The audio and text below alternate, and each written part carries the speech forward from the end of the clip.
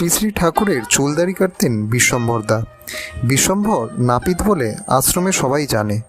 তার এবং তার স্ত্রীর সবসময় ঝামেলা ঝগড়া লেগেই থাকতো। মনমোহনী ধাম ঢুকতে গেলেই ডান পাশে যে ঘরটা আছে সেখানেই আগে তার সেলুন ছিল। সেখানে তিনি বসতেন আর প্রতিদিন তার বউ আসতো, এসেই রোজ একটা কাজিয়া লাগাতো। একদিন সিসি ঠাকুর বলছেন যে বিশ্বম্ভর দেখ তো কখন বৃষ্টি হবে।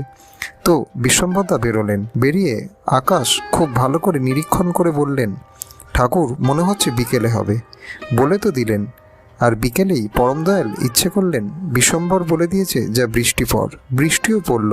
তারপর সিসি ঠাকুর বলছেন বিশ্বম্ভর একদম বিজ্ঞানী হয়ে গেছে। ও আকাশ টাকাশ দেখে বলল বিকেলে বৃষ্টি হবে, আর তাই হলো। একথা শুনে বিশ্বম্ভরদার তো খুব বুক চওড়া হয়ে গেছে।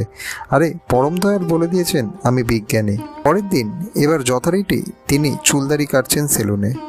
বউ এসেছে রোজকার মতো ঝগড়া করতে। বিশ্বম্ভরদা তো আর কোনো উত্তর দেন না। একজন জিজ্ঞাসা করছে, কি দাদা, উনি যে এত কিছু বলছেন, আপনি তো আজকে দেখি একদম নিশ্চুপ। বিশ্বম্ভরদা বলছেন, ওই মূর্খ মেয়ে মানুষ আমায় কি বলবে?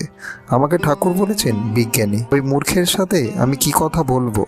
সিসি ঠাকুরের একটি প্রশংসা বাক্য দাম্পত্য কলহকে বন্ধ করে দিয়েছে। একটি ছোট্ট প্রশংসা, ছোট্ট টুক প্রত্যেকটা মানুষকে ট্রান্সফর্ম করে দিতে পারে। এই ট্রান্সফরমেশনটাই দরকার একটা হিউম্যান লাইফকে, যে আমি পারি এই বোধে উপনীত করার জন্য, বা আমার দ্বারা হতে পারে এই ভাবটাকে জাগিয়ে তোলার জন্য।